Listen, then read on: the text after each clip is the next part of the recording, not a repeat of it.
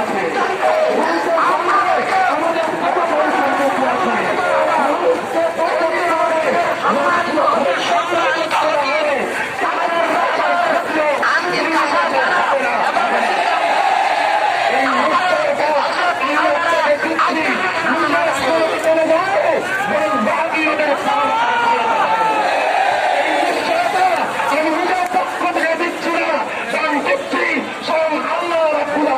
পক্ষ থেকে হাকিমের কাছে এক প্রশ্ন প্রচার করেন।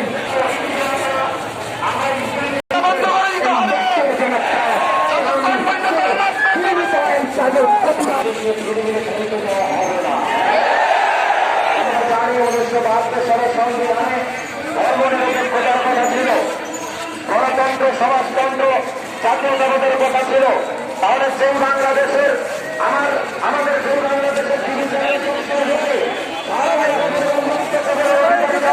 যারা সবসময় ধর্মনিরপেক্ষতার স্লোগান দেন, তারা আজকে কোথায়? আমরা জানতে বলতে বলছি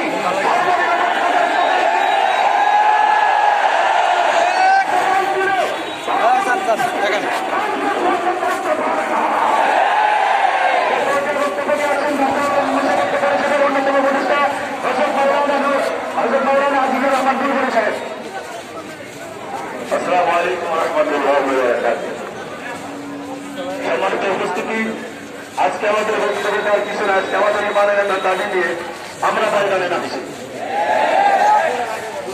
লক্ষ্যবাদী মুসলমানদের প্রাণ কেন্দ্র নবী মুহাম্মদ রাসূলুল্লাহ